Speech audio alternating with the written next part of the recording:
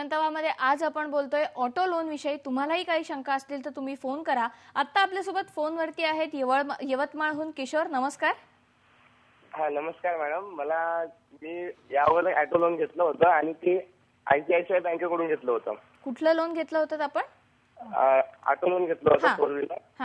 आणि तर आता मला जर हे लोन घ्यायचं असलं तर मला NOC जोडणं आवश्यक आहे का? तुमचा प्रश्न परत एकदा विचारा, तुमचा आवाज क्लिअर येत नाहीये। हा तर मी एकदा ऑटो लोन घेतलं होतं ICICI बँकेकडून आणि आता मला जर परत महाराष्ट्र बँकेकडून ऑटो लोन घ्यायचं असलं तर त्यासाठी ICICI बँकेची NOC जोडावी लागेल का? ओके, त्यांनी ICICI कडनं ऑटो लोन घेतलेलं आहे, बँक ऑफ महाराष्ट्राचं घ्यायचं असेल तर त्यांना ICICI बँकेकडनं काही कोणत्या प्रकारचं डॉक्युमेंट द्यावं लागेल का?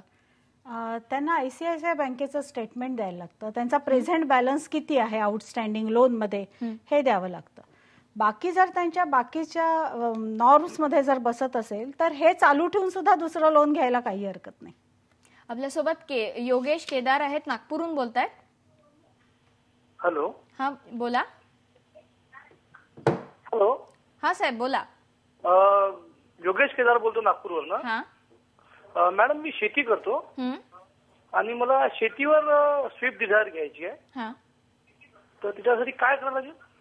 बरोबर, आपण म्हणतोय की सॅलरी स्लिप हवी, पण जर शेती असेल नाही हरकत नाही ना। पण शेतीवर जर तुम्ही जर रिटर्न वगैरे भरत असाल किंवा तुमचं काहीही इन्कम जे जनरेट होतं त्याचं प्रूफ जर दाखवू शकत असाल तर ते तरी ऍक्सेप्टेबल आहे। म्हणजे सॅलरी स्लिप पाहिजे असं नाही, तुमचं बिझनेस काय आहे किंवा बिझनेसचं इन्कम काय आहे हे तुम्हाला दाखवायला लागतं। टोटल हा इन्कम क्रायटेरिया। जर बिझनेसमॅन असेल तर त्यांचं 3 वर्षाचं इन्कम टॅक्स रिटर्न, त्याच्यात तुम्ही सगळं दाखवताच, वेदर सॅलरी असेल किंवा बिझनेस असेल। तसंच ऍग्रीकल्चरचं सुद्धा त्यांचं जे काही इन्कम प्रूफ आहे ते त्यांनी दाखवायला पाहिजे। आपण जेव्हा म्हणतो की आपण कर्जासाठी अप्लाय करू शकतो, कोणते कोणते चार्जेस लागतात, पण असे काही गोष्टी आहेत का की ज्यामुळे तुमचं कर्ज नाकारलं जाऊ शकतं, असं काही होतं?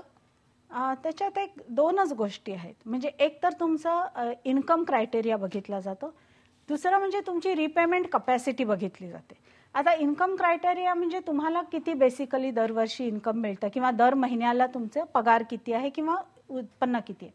आणि रिपेमेंट कपॅसिटी म्हणजे मी जसं म्हटलं की 60% तुम्ही बसता की नाही, तुमचे सगळ्या लोनचे इन्स्टॉलमेंट्स प्लस हा नवीन लोनचा इन्स्टॉलमेंट जर तुमचा बसत असेल तर मग तुम्हाला लोन बद्दल काही अडचण येऊ नये। आपण सगळं बोलतोय आता हे, पण एक बेसिक असतं की गाडी घेताना अनेकदा असंही होतं की आधी युज्ड कार किंवा सेकंड हँड कार घेतली जाते आणि त्यानंतर नवीन कार घेतली जाते। तर युज्ड कारसाठी जर एखाद्या व्यक्तीला लोन घ्यायचं असेल तर त्याच्यात काही फरक असतो का? लोन तेच असतं? नाही, युज्ड कार जर असेल म्हणजे सेकंड हँड व्हेकल असेल तर तुम्हाला मार्जिन 50% द्यावं लागतं आणि ते आत्ताच्या व्हॅल्युएशनवर। म्हणजे आता समजा कारची बाहेरची किंमत साधारण 3 लाख असेल, पण व्हॅल्युएशन प्रमाणे आता जर ती 1 लाख रुपये होत असेल तर तुम्ही भले त्या माणसाला कितीही द्या, त्या व्हॅल्युएशन बँक करून घेते आणि मग त्याच्या 50% बँक लोन देते आणि 50% तुम्हाला बेअर करावं लागतं। आपल्यासोबत अमोल आहेत, ठाण्याहून बोलतायत। नमस्कार। हा हॅलो मॅडम।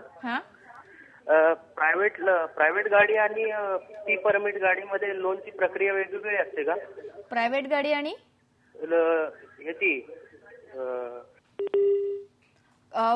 कमर्शियली वापरण्यासाठीचे गाड्यांसाठी कदाचित ते विचारतात, यासाठी काही वेगळं असतं का? हो, कमर्शियल गाड्यांसाठी तुम्हाला स्पेशल परमिशन लागते RTOची, तसं तुम्हाला ते नोट करून घ्यावं लागतं आणि मग कमर्शियल गाड्यासाठी अप्लाय करावं लागतं। जनरली कमर्शियल व्हेकल जेव्हा तुम्ही अप्लाय करायला जाणार तेव्हा तुम्हाला ते बिझनेस कॅटेगरी खाली लोन मिळू शकतं आणि जर तुम्ही पर्सनल घेणार असाल, जर रेग्युलर आपली गाडी असते तर हे रेग्युलर व्हेकल लोन खाली मिळू शकतं। पण आपण लोनसाठी अप्लाय केलं, सगळी छाननी होऊन लोन अप्रूव्ह झालं, गाडी घेतली, पण ही गाडी हातात आल्यानंतरही काही बँकेतर्फे होणारी प्रोसिजर असते का जी पूर्ण करावी लागते? हो, म्हणजे ही जेव्हा बँक तुम्हाला तुम्ही ज्या डीलर कडून लोन घेणार असाल त्याला ते लोनची पे ऑर्डर देते, त्याचबरोबर तिथे असंही नोंद केलं जातं की ह्याच्यावर बँकेचा चार्ज आहे आणि तो व्यवस्थितपणे नोंदीकरण त्या चार्जचं व्हावं। म्हणजे RTO मध्ये सुद्धा ते व्हायला लागतं आणि RC बुक मध्ये त्याचं रेकॉर्ड येतं।